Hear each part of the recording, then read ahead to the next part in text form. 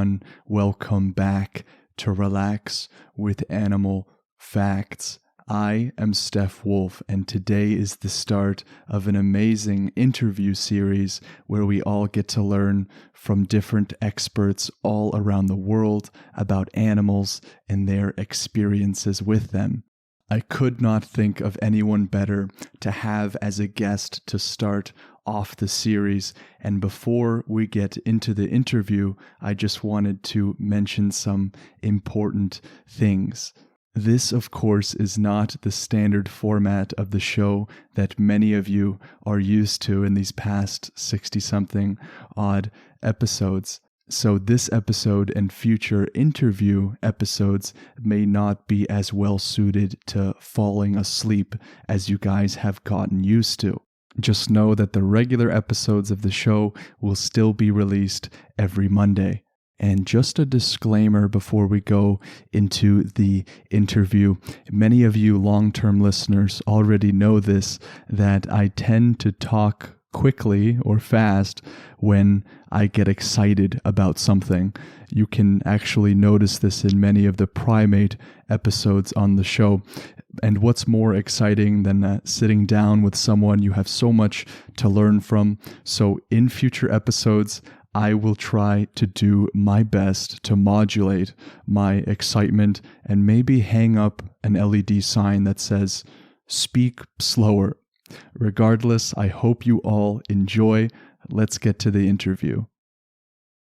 Hi, everyone. I'm here with Yaron Schmid, a full-time veterinarian and award-winning wildlife photographer. His photos have been featured by National Geographic and recognized in various contests. He's captured some of the coolest photos I've seen personally of many of the animals which we have talked about in the podcast already. Welcome, Yaron. How's it going? Hi, great to have you. Thank you. Thanks for having me. I'm so happy that you made time to come on the show because I really want to get to know your story a bit better because I think there's so much that we can learn from it. Thank you. So you grew up in Jerusalem before coming to the States, right? Right. So I'm originally from Israel, and then I did a few trips to the US, but now I'm based in New York. In New York. Okay. Yeah. Awesome. So when you were in Jerusalem, I actually have no idea what kind of wildlife you have over there. What kind of animals are you dealing with when you're in Jerusalem? Yeah, so I was less into wildlife at that time. I had pets ever since I was a kid, and I used to hike a lot and raise snakes and scorpions. These were the things that were that was my forte. And then I always wanted to be a vet, became a vet in Israel, small animals, mostly dogs and cats. But I always loved wild animals as well. But in Israel, we have mostly birds. It's a very popular destination for birders, less for mammals, but we do have a little bit of, even in the Jerusalem area, foxes and hyenas. And there are different kind of something like a wild boar. And so we do have a few animals, but it's not like lions and elephants. Right. They used to have them in Israel, by the way, I think up to 100 or so years ago, but lions or I even got to see a leopard in Israel. Now I think they're all extinct, but I even got to see one 30 or 40 years ago. So yeah. Wow. Yeah. I mean, you say there's not a lot in Jerusalem, but I'm sure in comparison to New York, it's probably an abundance, right? Because you guys, I don't know what kind of wildlife you're dealing with in New York either. Yeah, not much, but it's funny because I live in an apartment building now, and I live on the 8th floor, and just recently I started getting, again, in the 8th floor, in the middle of New York City, I started getting squirrels in my balcony. So now I feed squirrels. So, and birds, and all of a sudden they discovered my balcony. So I'm getting a little bit of a wildlife there, but not as exciting. Oh, that's still great. I guess you're making your own sort of zoo on the balcony, right? Yeah. So when you were going through university in Israel and studying to be a veterinarian, there wasn't really any photography on your mind at all at that point. No, it all started when I went on. I mean, I've been on safari in 1995, but then there was like a gap of nothing until 2011. That's the safari that I bought like a small point and shoot camera, and pictures were very special, but pretty bad quality. And then a year later, I went again with a better camera. And then that's when I really started getting more serious about photography, because the more I fell in love with Africa and I wanted to document what I see, then I saw that my pictures were not so great. So I wanted to become better at it. And that's how I got to the love for Africa and animals was kind of like mingled with the photography.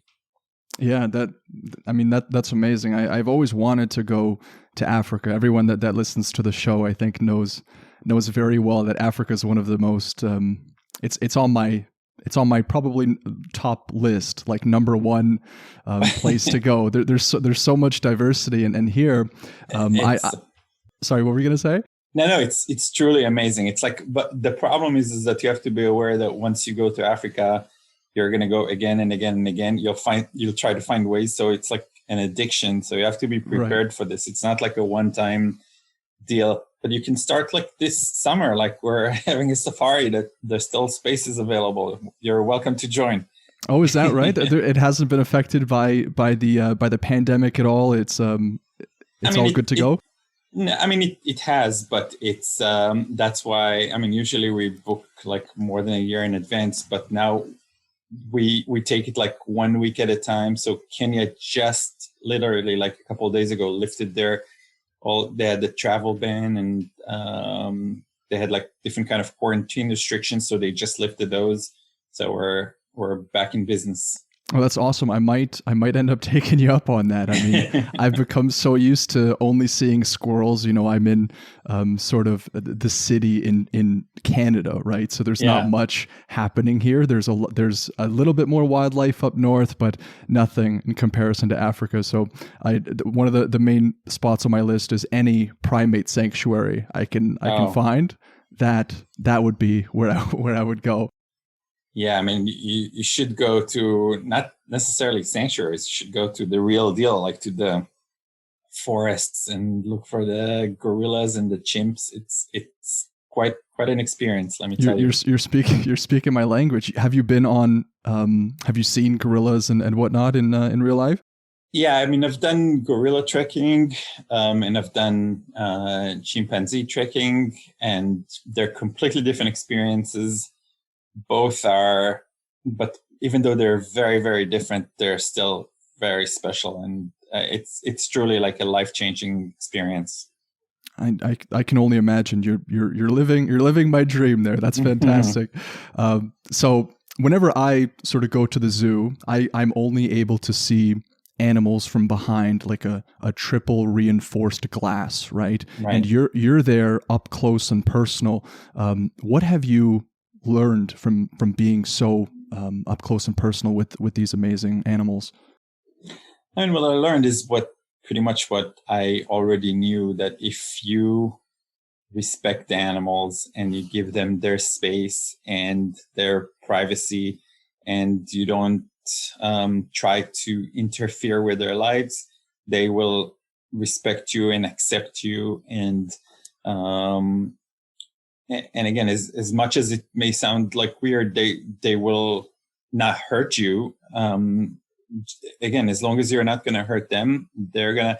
When we're there, you're in a safari car, so they usually see you as one package with the car, so they don't really pay much attention to you. They stand like literally like less than 1 meter from you, and they're not showing any signs of aggression unless you do something that instigates him. I even had a couple of instances that nowadays I'm not proud of, but that I had cheetahs climbing on my car.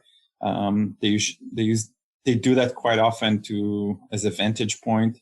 And even though I was standing literally like less than half a meter from a cheetah with nothing that separates us. I mean, the cheetah was just like sitting there looking around, totally ignoring me. It's quite an experience. Like animals really like accept you if you're not doing anything that will affect them. Yeah, for sure. And I think what's also important to note is that it sort of changes with the animal you're dealing with, right? Like I know with primate species, eye contact can be a big thing too, as like an instigative sort of thing that you want to avoid, especially with the males and whatnot. So, I guess it changes and when you do go on these safaris, I imagine that you educate the people that you take, like, hey, this is good etiquette here to not do that. They might, it might aggravate them if you do this certain thing. Yeah, absolutely. You have to. It's very important that there's going to be someone that understands animal behavior, and the fact that I'm a vet and I studied animal behavior, and I've been so many times to Africa, that definitely gives me an advantage. But even though I consider myself pretty knowledgeable in that field, the guides that we're with are actually even more knowledgeable and usually they have the final say about different kind of situations. So sometimes I feel that you see an elephant like charging at the car. So sometimes more often than not, they fake charge. They do something just to scare you. But for you, it may look like he's really charging and he's about to like flip the car. So people may freak out and scream and things that will get the elephant even more angry. So usually if you keep calm and keep quiet, most of these animals, they're just going to leave you be. Yeah, for sure. I've seen plenty of videos of that happening, and it's just the guy standing there while an elephant is charging. It's like, wow, he's brave, but I guess that's just what you're supposed to do. Yeah, I mean, it's what you're supposed to do, and it's a little bit against your instinct. But I have a story to tell you in that. I remember one day at the beginning of my photography career, I went to New Jersey and I was looking for black bears, and I saw a mom with 2 cubs. And so I got off the car and I started following them by foot, keeping my distance from them. It's something that you don't want to do, especially not with a mother with a cub, but I didn't know much. So I kept following them. And then all of a sudden the mother turns around, and you're not supposed to run when they charge at you. And she started charging towards me, and I dropped my bag and ran as fast as I could. I didn't even look back. I'm sure that she didn't chase me more than like 3 steps, but as much as I was concerned, she's right behind me. She's about to get me any second. So again, even though I knew that I'm not supposed to run, it's like when you see a bear and you know that she has cubs and she's running towards you, sometimes you don't really think. But again, later on, as the more that I got involved, I know better, and I did have some opportunity to be next to bears, and now that I know how to behave, I see that it's if you understand them and understand their behavior, most likely everything will be okay. But you still deal with wild animals, and they're unpredictable. I think experience is probably most important, right? Because when you're telling that story, the first, I'm putting myself in that scenario, and I don't see myself acting any differently than you did. Maybe climbing up a tree or something, because it's just like your instincts kind of kick in. You can sort of study up as much as you want, but when you're in the situation, it's a totally different thing. So what's the most rewarding part of doing what you do as a veterinarian and as a photographer? I mean, the most rewarding is when animals accept you. That's totally, it's an amazing feeling. Like whether you're trekking chimps or gorillas, and they're just walking next to you, and you're like invisible, and they're acting like you're not there, and they let you be very close to them and see them like as close as it gets. Or I remember I was like lying on the ground one time in Tanzania, and I had a serval cat walking, and he walked towards me, and I kept thinking, okay, when will he recognize me and run away? And even when he saw me, he didn't see me as a threat, and eventually he walked like less than 1 meter from my legs. And so when they accept you, it's truly like an amazing feeling. And then when you're able to tell their stories and you're able to change people's perception about certain animals, that's another thing that's very rewarding. Because the main reason why I do this and why a lot of the wildlife photographers do it is to document and to spread the word and to show these animals and their beauty, and also to show the sad side of their lives, and how many of the species are going extinct. And so it's rewarding when you're able to change people's mind, and when you're able to spread the word and do things that affect the animals. Another example is, like, as a vet, when I moved from Israel to New York, I worked in a place that they used to do this thing that's called declawing a cat, that you remove their you don't trim their nails, you remove their nails. A lot of people do it because they don't want the cat scratching their furniture, but declawing a cat is basically amputating the tip of their fingers, which is very cruel and very painful. And in Israel, it was illegal to do that, but here in New York, it was still legal. So I managed to change the place that I work, that have been doing this for years. I managed to convince them that it's inhumane, and we stopped doing it. And I think nowadays it's not even legal to do it in New York. But these are the kind of things, when you're able to make like tiny little changes, that's another thing that's very rewarding. Yeah, that's an amazing story. I didn't even know that was something that that happened before. I've always had dogs, so I've never heard of such a thing. But wow, yeah, that's amazing. And that was actually going to be one of the next things that I was going to ask you was, it seems like, so on the show we cover a new animal every week, and we talk about everything that we can, I guess, about them. And it seems that more often than not, they'll be endangered or critically endangered. And, right. And since you've gotten into the wildlife photography world, what are some of the main concerns that you see and try to spread the word about? I mean, I think that the main reason why a lot of these animals go extinct is because we take their land. So it's like this conflict between humans and wildlife, either because we, like, the urbanization of a lot of the parts of the world, and agricultural areas that are growing over in the expense of the wild, untouched areas. So it's pushing the animals.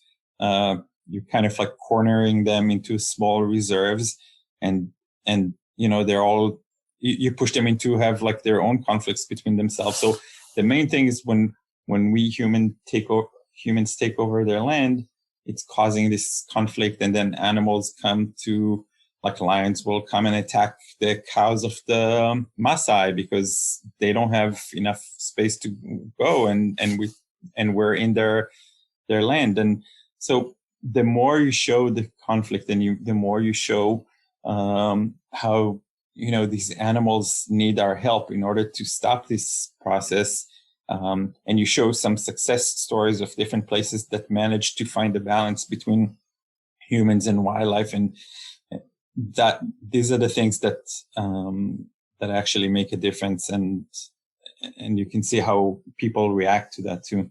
Yeah, like that's for sure. And I think one thing to be optimistic about, because I think when we get on the topic of animal wildlife and things, it always we always sort of focus on more of the decline, and that is totally rightly so, because that is very much happening. And we see what happens when we do let wildlife be wildlife, right? There's plenty of times where animals will just be on the brink of collapse, and then they will allow it to be sort of this sanctioned area where there's no fishing allowed, there's no poaching allowed, and you'll see the wildlife just spring back completely back and rebound. So I think that a lot of the times it's talked about with some pessimism, but really it's totally doable and possible, as you know, it's been shown to be so. Absolutely. And yeah, definitely. I mean, I've seen areas that where there in Kenya, for example, there are pieces of land that now different organizations buy them from the farmers in order to create like different reserves, new reserves. And even though this area has been already used by humans for livestock or whatnot, once people let go of that area and you leave it for the wildlife, they make their way into these areas back to their home, and the populations are starting to bounce back. So yeah, it's definitely doable. Nothing is too late. Yeah, I second that for sure. So when you do safaris, right? You mentioned you do them in Kenya. Do you do them anywhere else in Africa? Yeah, we focus in East Africa mostly because you get the most for your money, and this is the biggest concentration of animals, and they're truly wild there. So most of the places are not fenced, so it's completely wild. So I mostly focus on Kenya and Tanzania, but we do Uganda, Rwanda, Namibia, Botswana. We do pretty much everywhere in Africa, but focusing on East Africa. I truly believe, especially if someone's going for their dream safari and they have one chance to go on safari, then it should be probably Kenya, because it's relatively inexpensive and the concentration of animals and the variety of animals is just amazing. So it's totally an amazing experience. And as I said, it's very addictive. It's you always want to find ways to come back again and again and again. And I have a lot of guests that they did the trip with us as their bucket list trip, that they thought that they're just going to check it off their list and that's it. And they keep coming back for more, and even to the same areas that they've been before, because you just fall in love with this. Yeah. That's something that I think really resonates with me. I can totally imagine that happening to me. I can even imagine, getting a little point and shoot camera, not progressing past that, because I don't think that I'm really, that's really my calling in life, but still to put some pictures up and whatnot. So definitely in the future, when I want to take a safari, because it is something that I've always dreamed of doing, I will definitely be reaching out to be able to visit some of these places. And these guides that you have, are they the locals at the areas? Yeah, so we use different kind of guides, and throughout the years, my company, we became more and more, I would say our specialty became more fine-tuned. So in the past, we used to have Kenyan guides that we would just travel with them throughout the country. Nowadays, we use mostly Maasai guides for their reserves. Each reserve, we use a different guide that's their home. So there's no one that knows the area better than them, because that's their land. That's where their parents, that's where they live. That's where they herd their cows. So they know the area the best. So I usually use guides that live in that area. And then when I go to a different reserve, I'll use another guide that he's from that area. And this way you get the best experience. That's from years of doing this. This is what we came to a conclusion. It's true. These people are truly amazing, from tracking animals to looking at different signs and the sounds and the smell. And they used to walk in these places like and they still do, herding their cattle. So they know everything about all the animals. It's just natural. Yeah. It's their nature. Yeah, so it's you don't just see the variety of wildlife; you get to see a different way of life among people, right? Yeah, absolutely. Yeah, that sounds amazing. So I know that you're pretty much self-taught, aside from a DVD photography course.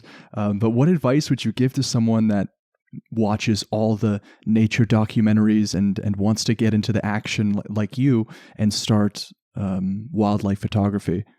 Probably the most important thing is to just start shooting and learn from your mistakes.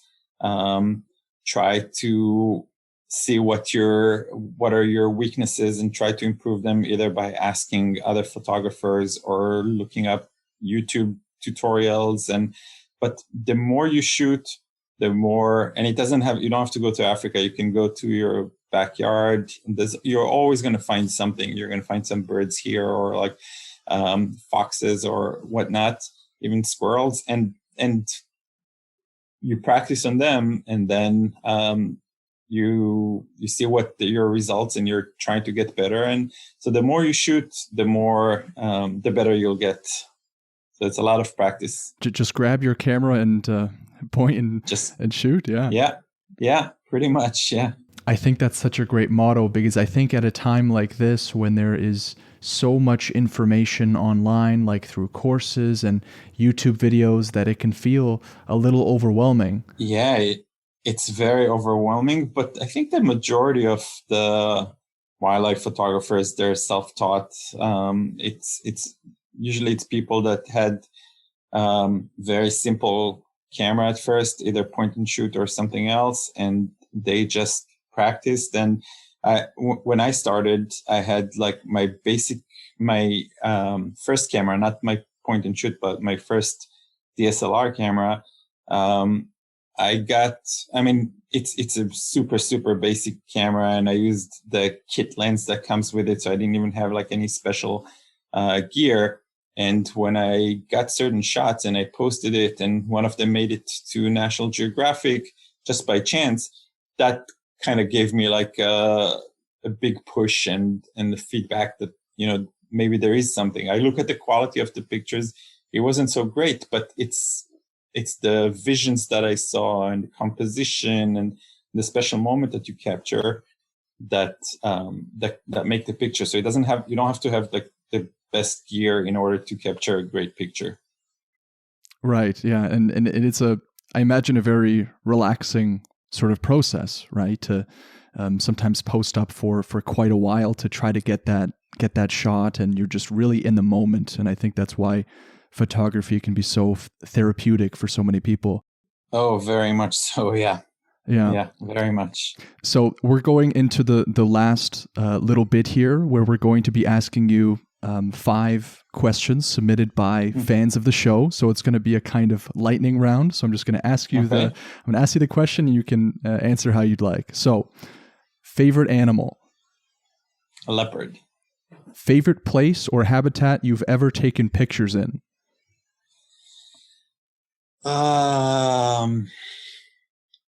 I love Samburu National Park in Kenya. It's a desert that has a little river that goes along the desert, and it attracts all the animals, every animal that you can think of, including very special animals. So I'm a desert guide that come from Israel. That's half desert country. And so Samburu National Park is my favorite place. Sounds beautiful. Do you have any house pets? And I had a cat that just passed away not long ago. So right now I'm taking a break, but I had dogs when I was little. I had mostly golden retrievers and cats. And as I said, snakes and scorpions. Now I'm right now feeding squirrels on my balcony. Well, I'm sorry to hear about the passing of your cat. It's I lost my dog a couple of years ago, and it's amazing just how much of a strong emotional bond we have with them. It's like a member of our family. So yeah, people that don't have pets, they don't understand. Like some people like truly are like, how can you be sad about it? It's just a cat. Just get another cat. But it is part of the family. Yeah. Yeah. What is the riskiest animal to get a shot of? The riskiest. Um, Riskiest in meaning like you're putting yourself in danger. I believe so, yes. Um, I don't think that there's like an animal that's like really riskiest. I mean, I didn't take shots like this, but I would imagine like certain like the great white shark can be quite risky to get, or like I have a friend that did polar bears, shooting polar bears under the water, like swimming with polar bears. That sounds quite risky to me. The animals that I shot, I think if you go by the rules, they're not that risky. But if I had to choose one, I was I found it to be quite intimidating when I was like walking with chimps. They can be quite crazy and quite aggressive between themselves, and it can be a little nerve wracking. Yeah, I've seen videos of it, and I love chimps, but of course, yeah, when you're in the thick of it, and they're making a lot of sounds, and Yeah. yeah, for sure. So you haven't have you been in a situation when you were shooting where you felt legitimately in danger? I've had a few, but there were. I mean, I've had elephants really charging at our car. Elephants that like bull elephants. Um, they have this stage of their cycle that's called must, when their testosterone levels are crazy high, and they're known to be crazy aggressive. They don't really think, and they act irrational. So I've had quite a few instances where they really charged the car, and if it wasn't for the the guide and his instincts and reading the animal and knowing when to drive and getting the car ready, then it could have ended in bad situation. But I think that the most stupid thing that I've done that was the riskiest, that was before I knew better. I went on a camping trip in Africa, and in the middle of the night, I heard something outside my tent. So I unzipped the tent and I see a hippo standing right there. So I got out of the tent, and that again, that was when I had a point and shoot. It was my first safari. And then it was in the middle of the night, I started following the hippo by foot, taking flash pictures of it. Now, and then luckily, the hippo kept running away from me until he ran into the water, and I'm like chasing the hippo. And when I told the guide in the morning that that's what I did, he almost wanted to kill me.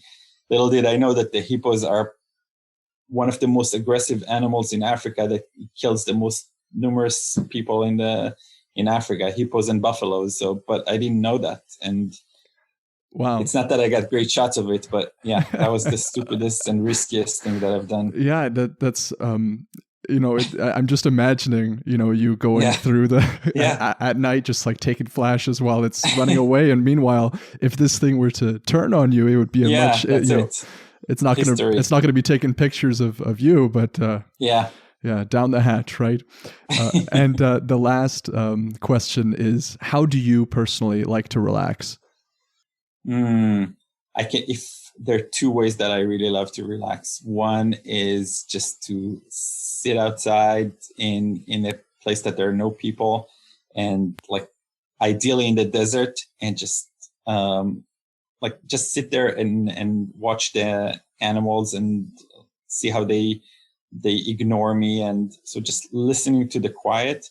And the second thing that really relaxes me is scuba diving.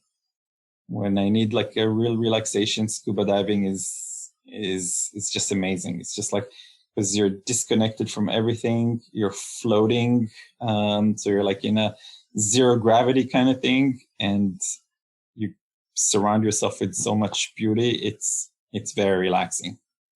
Yeah, that's also on one of my top lists. I've only ever snorkeled, but scuba diving always looks like such a surreal kind of experience.